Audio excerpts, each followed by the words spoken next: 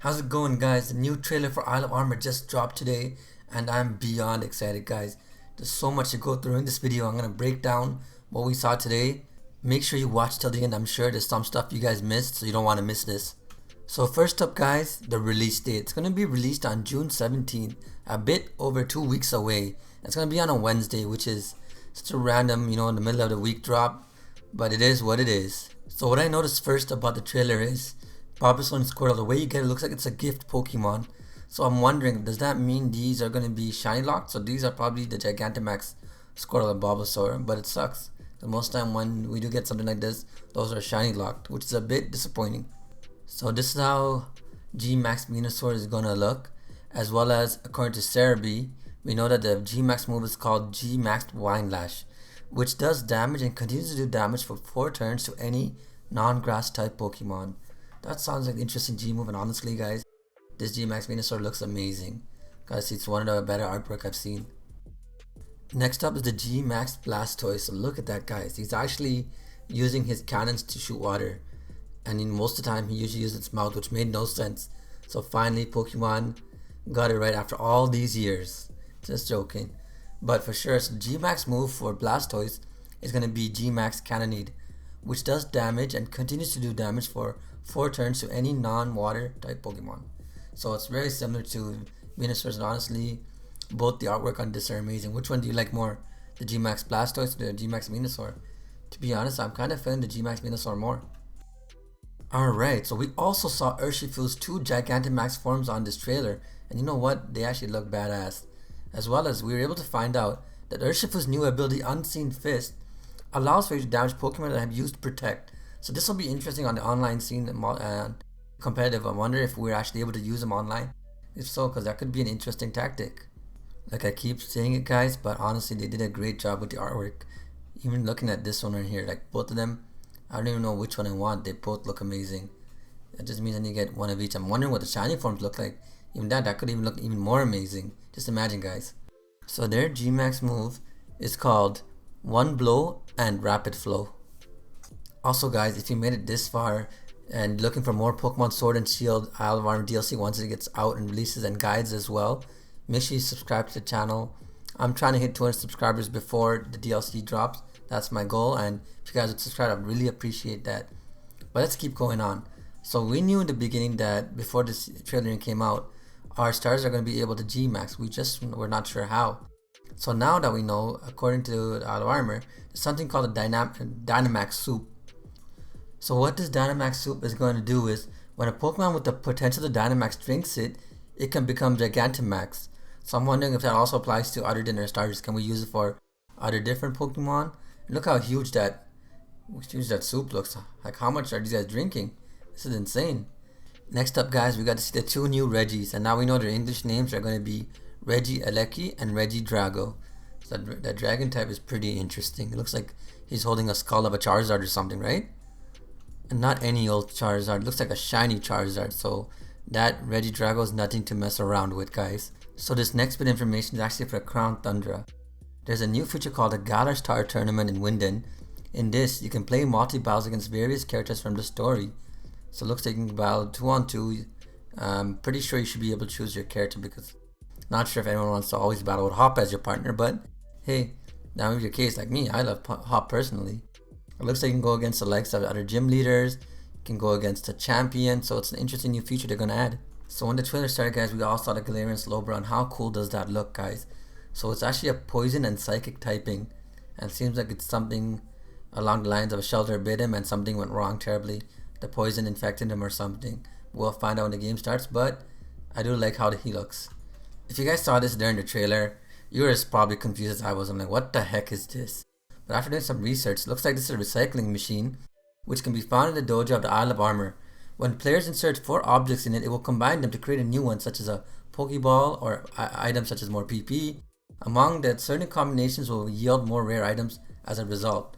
So maybe this is what they mentioned when you can make Pokeballs with apricots and all. That's what I'm thinking. Let me know what you guys think. So guys, on the island also there's a new move tutor, which will teach you moves in exchange for Duralium, which is a resource which can be found on the Isle of Armor. The 2 new moves which you can teach you are called Burning Envy and Cyto Impulse. And Burning Envy, the rough translation is It's a new fire move that can be learned in the expansion. On impact, it deals damage to all opponents and burns any opponent that has any improvement in its characteristics, meaning any stats or buffs, As well, the translation for Cyto Impulse is a new plant type movement that can be learned in this expansion. If used when there's an active grass field, this move has high priority. So that's all we know about it so far.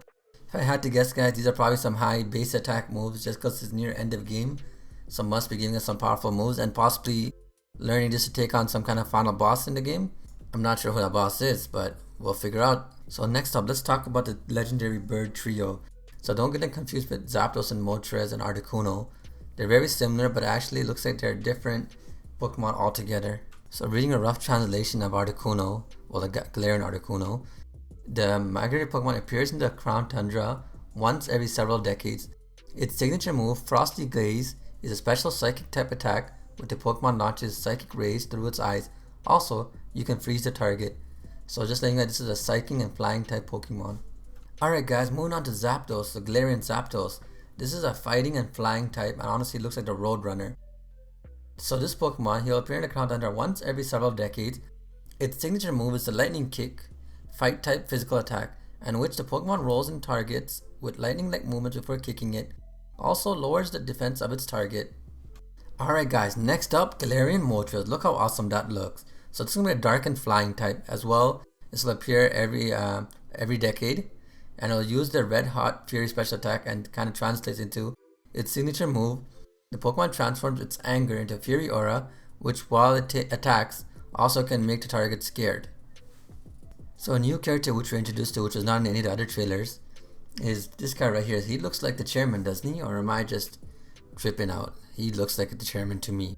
So upon arriving at the Crown Tundra, you'll meet Pony. So along with his daughter, he's come in search of adventures to discover the truth behind the legendaries. So if I had to guess, guys, he's probably going to be the guy taking us around, taking us to the caves, and he's going to lead us to a legendary Pokemon. But for some reason, something about him seems a bit evil to me. I think he might end up backstabbing us and betraying us. Something about that look in his face, I don't trust. Also with the Crown Tundra, we'll be introduced to something called Dynamax Adventure. So players will be able to form a group with up to 3 other trainers and embark on a Dynamax Adventure. They'll dive into Pokemon nests, so these are the dens which they mentioned before that we can go inside the dens now.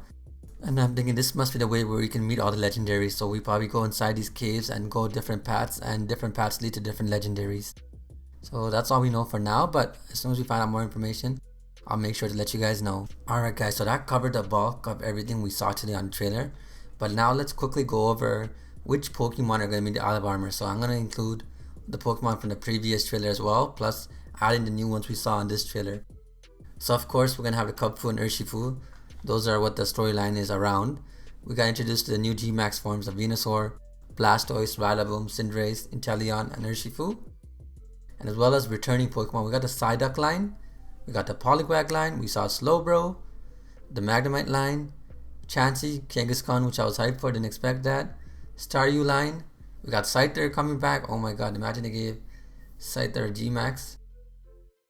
We got Tauros, Tangela, Horsey line, the Meryl line, oh Politoed, that's an awesome one. Look at Scissors right there, yes, I mean G-Max Scissors, how cool would that be guys? We got Kingdra, Blissey, the Whismur line, Absol's coming back. I know a lot of you guys are hyped for that, as well as Shinx evolution line. We got Happiny, Magnezone, Tangrowth, Sandile. Who else we got? We got the Zorua, we knew that. We got Emolga. Oh, we got Minshao. We got Buffalant, Larvesta, Fletching Line, Scrap, Dedenne, and Rockruff. So that's a lot of good returning Pokemon, guys, and make sure you subscribe to the channel because I'm going to make guides on how to catch some of the harder ones on this list, as well as how to evolve them. So guys, after looking at all this, I'm really pleased and happy by what we saw today. They gave us a lot of information, showed us a lot of the game, and it's got me even more hyped. How are you guys feeling? And honestly guys, the trailer just dropped maybe a bit over an hour and a half ago, so this is all the information we got so far. But I'm sure as we watch it again, we'll find more information, and as we do, I'll make sure to post more videos and give you guys all the information. And I can't wait guys, 2 more weeks to play the game, It's coming soon, guys. So thanks again for watching the video. This is Trainer Sin signing out.